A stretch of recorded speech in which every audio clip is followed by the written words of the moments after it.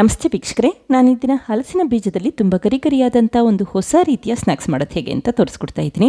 ಹೀಗಿದ್ರೂ ಹಲಸಿನ ಹಣ್ಣಿನ ಸೀಸನ್, ಎಲ್ಲ ಕಡೆ ಹಣ್ಣು ಸಿಗ್ತಾ ಇದೆ. ಹಣ್ಣನ್ನು ತಿಂದಾದ್ಮೇಲೆ ಬೀಜ ಬಿಸಾಡ್ಲಿಕ್ಕೆ ಹೋಗಬೇಡಿ. ಈ ರೀತಿ ಸ್ನ್ಯಾಕ್ಸ್ ಮಾಡಿ ನೋಡಿ, ಮನೆಯವರಂತೂ ಮತ್ತೆ ಮತ್ತೆ ಕೇಳಿ ಮಾಡಿಸ್ಕೊಳ್ತಾ ಇರ್ತಾರೆ. ಹಾಗೆ ನಿಮಗೆ ಈ ವಿಡಿಯೋ ಇಷ್ಟ ಆದರೆ ಪ್ಲೀಸ್ ವಿಡಿಯೋನ ಲೈಕ್ ಮಾಡಿ ಮತ್ತು ಚಾನಲ್ಗೆ ಸಬ್ಸ್ಕ್ರೈಬ್ ಮಾಡಿ. ಈಗ ಹಲಸಿನ ಬೀಜದ ಸ್ನ್ಯಾಕ್ಸ್ ಮಾಡೋದು ಹೇಗೆ ಅಂತ ನೋಡ್ಕೊಳ್ಳೋಣ ಬನ್ನಿ. ಮೊದಲಿಗೆ ನಾನಿಲ್ಲಿ ಒಂದು 30 ಹಲಸಿನ ಬೀಜನ ತೆಗೆದಿಟ್ಕೊಂಡಿದ್ದೀನಿ. ನಂತರ ಸಿಪ್ಪೆ ಬಿಡಿಸಿಟ್ಕೊಂಡು ನೀಟಾಗಿ ಕ್ಲೀನ್ ಮಾಡಿಟ್ಕೊಳ್ಳಿ. ಈಗ ಸಿಪ್ಪೆ ತೆಗೆದಿರುವಂಥ ಹಲಸಿನ ಬೀಜನ ಒಂದೆರಡು ಸರಿ ನೀರಿನಲ್ಲಿ ಚೆನ್ನಾಗಿ ತೊಳೆದಿಟ್ಕೊಳ್ತಾ ಇದ್ದೀನಿ.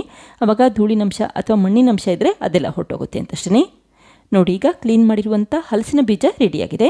ಇದನ್ನೀಗ ಒಂದು ಕುಕ್ಕರ್ಗೆ ಹಾಕ್ಕೊಳ್ತಾ ಇದ್ದೀನಿ. ಕುಕ್ಕರಲ್ಲಿ ಹಲಸಿನ ಬೀಜನ ಚೆನ್ನಾಗಿ ಬೇಯಿಸಿಟ್ಕೊಳ್ಳಿ, ನಂತರ ಸ್ನ್ಯಾಕ್ಸ್ ಮಾಡ್ಕೋಬಹುದು. ಹಾಗೆ ನಾನಿಲ್ಲಿ ಒಂದು 3ರಿಂದ 4 ಕಪ್ಪಷ್ಟು ತಣ್ಣೀರು ಹಾಕ್ಕೊಳ್ತಾ ಇದ್ದೀನಿ. ನಂತರ 2 ಆಲೂಗೆಡ್ಡೆ ಕೂಡ ಹಾಕ್ಕೊಳ್ತಾ ಇದ್ದೀನಿ. ಈಗ ರುಚಿಗೆ ತಕ್ಕಷ್ಟು ಉಪ್ಪಾಕಿ ಲಿಡ್ ಕ್ಲೋಸ್ ಮಾಡಿ 4ರಿಂದ 5 ವಿಷಲ್ ಕೂಗಿಸಿಟ್ಕೊಳ್ಳಿ. ಆಲೂಗೆಡ್ಡೆನ ಕಟ್ ಮಾಡಲಿಕ್ಕೆ ಹೋಗಬೇಡಿ, ಪೂರ ಆಲೂಗೆಡ್ಡೆನ ಹಾಗೆ ಹಾಕ್ಕೊಳ್ಳಿ. ಆವಾಗ ಆಲೂಗೆಡ್ಡೆ ಪರ್ಫೆಕ್ಟಾಗಿ ಬೆಂದಿರುತ್ತೆ, ತುಂಬ ಬೆಂದು ಮೆತ್ತಗಾಗಿರೋದಿಲ್ಲ ಅಂತಷ್ಟೇ. ಈಗ 4 ವಿಷಲ್ ಆದ ನಂತರ ಸ್ಟವ್ ಆಫ್ ಮಾಡಿಕೊಂಡು ಕುಕ್ಕರ್ನ ತಣ್ಣಗಾಗಲಿಕ್ಕೆ ಹಾಗೆ ಇಡ್ತಾ ಇದ್ದೀನಿ. ನಂತರ ಕುಕ್ಕರ್ ತಣ್ಣಗಾದ ನಂತರ ನಿಧಾನಕ್ಕೆ ಲಿಡ್ ಓಪನ್ ಮಾಡಿಟ್ಕೊಳ್ಳಿ. ನೋಡಿ, ಹಲಸಿನ ಬೀಜ ಚೆನ್ನಾಗಿ ಬೆಂದಿರಬೇಕು. ಮುಟ್ಟು ನೋಡಿ, ಈ ರೀತಿ ಸಾಫ್ಟಾಗಿರಬೇಕು, ಅಲ್ಲಿವರೆಗೂ ಬೇಯಿಸಿಟ್ಕೊಂಡ್ರೆ ಸಾಕು. ಅಕಸ್ಮಾತ್ ಹಲಸಿನ ಬೀಜ ಇನ್ನೂ ಬೇಯಿಸಬೇಕು ಅಂತಂದರೆ ಮತ್ತೆ ಒಂದೆರಡು ವಿಷಲ್ ಕೂಗಿಸ್ಕೋಬಹುದು. ಈಗ ಬೀಜನ ತೆಗೆದಿಟ್ಕೊಳ್ತಾ ಇದ್ದೀನಿ. ನೀರನ್ನು ಶೋಧಿಸಿಟ್ಕೊಂಡು ಬೀಜ ಮಾತ್ರ ಸಪ್ರೇಟಾಗಿ ಎತ್ತಿಟ್ಕೊಳ್ಳಿ. ಹಾಗೆ ಈ ಬೇಯಿಸಿರುವಂಥ ಆಲೂಗೆಡ್ಡೆನೂ ಕೂಡ ಎತ್ತಿಟ್ಕೊಳ್ತಾ ಇದ್ದೀನಿ.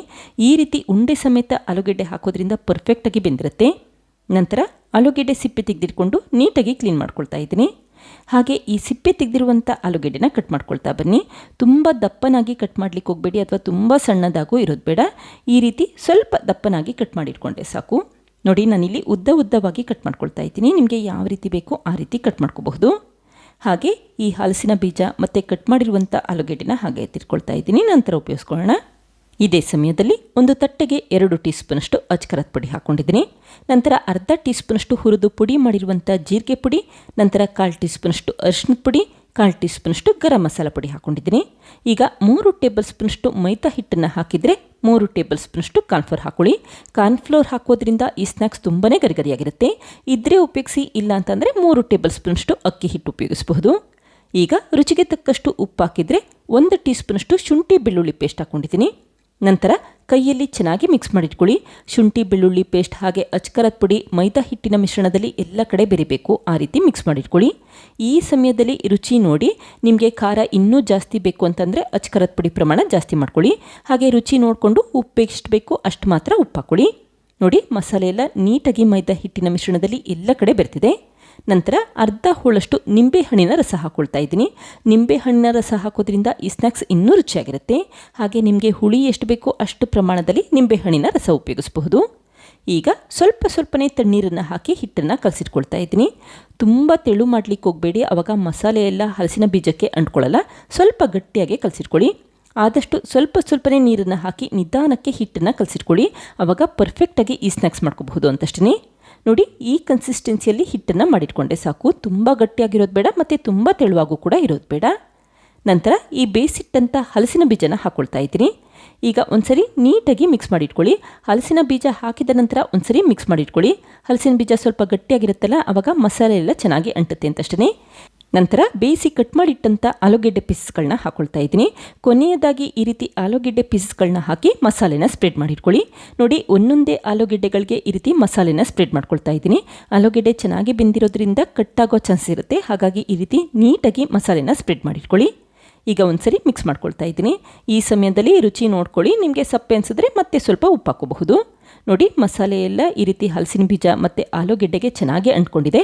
ಈ ರೀತಿ ಆಗಿರಬೇಕು, ಆವಾಗ ಸ್ನ್ಯಾಕ್ಸ್ ಕೂಡ ತುಂಬಾ ರುಚಿಯಾಗಿ ಬರುತ್ತೆ. ಇದೇ ಸಮಯದಲ್ಲಿ ಎಣ್ಣೆ ಕೂಡ ಬಿಸಿ ಮಾಡಲಿಕ್ಕೆ ಇಟ್ಟಿದ್ದೀನಿ. ಎಣ್ಣೆ ಬಿಸಿಯಾದ ನಂತರ ನಿಧಾನಕ್ಕೆ ಈ ಹಲಸಿನ ಬೀಜನ ಹಾಕ್ಕೊಳ್ತಾ ಇದ್ದೀನಿ. ಮೊದಲು ಹಲಸಿನ ಬೀಜನ ಎಣ್ಣೆಯಲ್ಲಿ ಫ್ರೈ ಮಾಡಿಟ್ಕೊಳ್ಳಿ, ಆವಾಗ ಮಸಾಲೆ ಎಲ್ಲ ಚೆನ್ನಾಗಿ ಅಂಟುತ್ತೆ ಮತ್ತು ಪರ್ಫೆಕ್ಟಾಗಿ ಹಲಸಿನ ಬೀಜ ಗರಿಗರಿಯಾಗಿರುತ್ತೆ ಅಂತಷ್ಟೇ. ಆದಷ್ಟು ಹುರಿನ ಮೀಡಿಯಂ ಫ್ಲೇಮಲ್ಲಿ ಇಟ್ಕೊಂಡು ನಿಧಾನಕ್ಕೆ ಫ್ರೈ ಮಾಡಿಟ್ಕೊಳ್ಳಿ. ನೋಡಿ, ಈಗ ಬಣ್ಣ ಬದಲಾಗಲಿಕ್ಕೆ ಶುರುವಾಗ್ತಾ ಇದೆ ಮತ್ತು ಗರಿಗರಿಯಾಗಲಿಕ್ಕೆ ಶುರುವಾಗ್ತಾ ಇದೆ. ಯಾವಾಗ ಈ ರೀತಿ ಹಲಸಿನ ಬೀಜದ ಹೊರಭಾಗ ಗರಿಗರಿಯಾಗಿರುತ್ತೆ ಮತ್ತು ಒಂದಕ್ಕೊಂದು ಅಂಟೋದಿಲ್ಲ, ಆವಾಗ ಚೆನ್ನಾಗಿ ಫ್ರೈ ಆಗಿದೆ ಅಂತ ಅರ್ಥ. ನೀವು ತಕ್ಷಣವೇ ಹೊರಗಡೆ ತಿರ್ಕೋಬಹುದು. ನೋಡಿ ಎಷ್ಟು ಪರ್ಫೆಕ್ಟಾಗಿ ಬಂದಿದೆ ಅಂತ ಗೊತ್ತಾಗ್ತಾ ಇದೆ. ಹಲಸಿನ ಬೀಜದಲ್ಲಿ ಸ್ನ್ಯಾಕ್ಸ್ ಮಾಡಿದ್ದೀರಾ ಅಂತ ಖಂಡಿತ ಗೊತ್ತಾಗೋದಿಲ್ಲ, ಅಷ್ಟು ರುಚಿಯಾಗಿರುತ್ತೆ. ಕಬಾಬ್ ತಿಂದಿದ್ರೆ ಆ ರೀತಿಯಲ್ಲಿ ರುಚಿ ಇರುತ್ತೆ. ಟ್ರೈ ಮಾಡಿ ನೋಡಿ, ಖಂಡಿತ ಮತ್ತೆ ಮಾಡೋದಂತೂ ಗ್ಯಾರಂಟಿ. ಇದೇ ರೀತಿ ಆಲೂಗೆಡ್ಡೆನೂ ಕೂಡ ಎಣ್ಣೆಯಲ್ಲಿ ಫ್ರೈ ಮಾಡ್ಕೊಳ್ತಾ ಇದ್ದೀನಿ. ನೀವು ಹಲಸಿನ ಬೀಜನ ಸಪ್ರೇಟಾಗಿ ಫ್ರೈ ಮಾಡಿಕೊಂಡ್ರೆ ಈ ರೀತಿ ಆಲೂಗೆಡ್ಡೆನೂ ಕೂಡ ಸಪ್ರೇಟಾಗಿ ಫ್ರೈ ಮಾಡ್ಕೊಳ್ಳಿ. ಏಕೆಂತಂದರೆ ಹಲಸಿನ ಬೀಜ ಫ್ರೈ ಆಗೋ ಸಮಯ ಬೇರೆ ಇರುತ್ತೆ ಮತ್ತು ಆಲೂಗೆಡ್ಡೆ ಫ್ರೈ ಆಗೋ ಸಮಯ ಬೇರೆ ಇರುತ್ತೆ ಅಂತಷ್ಟೇ. ಯಾವಾಗ ಈ ರೀತಿ ಆಲೂಗೆಡ್ಡೆ ಎಲ್ಲ ಚೆನ್ನಾಗಿ ಒಂದೊಳ್ಳೆ ಬಣ್ಣ ಬಂದಿರುತ್ತೆ ಆವಾಗಷ್ಟೇ ಹೊರಗಡೆ ಎತ್ತಿಟ್ಕೊಳ್ಳಿ. ಈಗ ಸ್ವಲ್ಪ ಕರಿಬೇವಿನ ಸೊಪ್ಪನ್ನು ಹಾಕಿ ಕೂಡ ಎಣ್ಣೆಯಲ್ಲಿ ಫ್ರೈ ಮಾಡಿಟ್ಕೊಂಡಿದ್ದೀನಿ. ನೋಡಿ, ಈ ಹಲಸಿನ ಬೀಜದಲ್ಲಿ ಮಾಡಿದಂಥ ಸ್ನ್ಯಾಕ್ಸ್ ರೆಡಿಯಾಗಿದೆ. ಈ ರೀತಿ ಕರಿಬೇವಿನ ಸೊಪ್ಪನ್ನ ಮೇಲ್ಗಡೆ ಹಾಕ್ಕೊಳ್ತಾ ಇದ್ದೀನಿ, ಆವಾಗ ರುಚಿ ಇನ್ನೂ ಹೆಚ್ಚಾಗುತ್ತೆ ಅಂತಷ್ಟೇ. ನಾನಿಲ್ಲಿ ಕಬಾಬ್ ಯಾವ ರೀತಿ ಮಾಡ್ತಾರೆ ಅದೇ ರೀತಿ ಈ ಸ್ನ್ಯಾಕ್ಸ್ನು ಕೂಡ ಮಾಡಿಟ್ಕೊಂಡಿದ್ದೀನಿ. ಆಲೂಗೆಡ್ಡೆ ಇಲ್ಲಿ ಆಪ್ಷನಲ್ ಅಷ್ಟೇ, ಇದ್ದರೆ ಉಪಯೋಗಿಸಿ, ಬೇಡ ಅಂತಂದರೆ ಆಲೂಗೆಡ್ಡೆ ಉಪಯೋಗಿಸಲಿಲ್ಲ ಅಂದರೂ ಕೂಡ ನಡೆಯುತ್ತೆ. ನೋಡಿ, ಈಗ ಹಲಸಿನ ಬೀಜದಲ್ಲಿ ಮಾಡಿದಂಥ ಸ್ನ್ಯಾಕ್ಸ್ ರೆಡಿಯಾಗಿದೆ. ಹಲಸಿನ ಬೀಜದ ಕಬಾಬ್ ಅಂತ ಕೂಡ ಈ ಸ್ನ್ಯಾಕ್ಸ್ನ ಅನ್ಬಹುದು. ಒಂದ್ಸರಿ ಟ್ರೈ ಮಾಡಿ ನೋಡಿ, ಖಂಡಿತ ಮತ್ತೆ ಮಾಡೋದಂತೂ ಗ್ಯಾರಂಟಿ. ಈಗ ನೋಡಿ, ಮೇಲ್ಭಾಗ ಯಾವ ರೀತಿ ಗರಿ ಗರಿಯಾಗಿ ಬಂದಿದೆ ಅಂತ ಗೊತ್ತಾಗ್ತಾ ಇದೆ, ಹಾಗೆ ತುಂಬಾ ರುಚಿಯಾಗಿರುತ್ತೆ. ನೋಡಿದ್ರಲ್ಲ ಫ್ರೆಂಡ್ಸ್, ಎಷ್ಟು ಸುಲಭವಾಗಿ ಹಲಸಿನ ಬೀಜದಲ್ಲಿ ಗರಿ ಗರಿಯಾದಂಥ ಮತ್ತು ಒಂದು ಹೊಸ ರೀತಿಯ ಸ್ನ್ಯಾಕ್ಸ್ ಯಾವ ರೀತಿ ಮಾಡಿದೆ ಅಂತ ಗೊತ್ತಾಯ್ತಲ್ವಾ. ನೀವು ಕೂಡ ಟ್ರೈ ಮಾಡಿ ನೋಡಿ, ಮಕ್ಕಳಿಗಂತೂ ತುಂಬಾ ಇಷ್ಟ ಆಗುತ್ತೆ, ಮತ್ತೆ ಮತ್ತೆ ಕೇಳ್ತಾ ಇರ್ತಾರೆ. Thank you. ಲೈಕ್ ಮಾಡಿ ಮತ್ತು ಸಬ್ಸ್ಕ್ರೈಬ್ ಮಾಡಿ.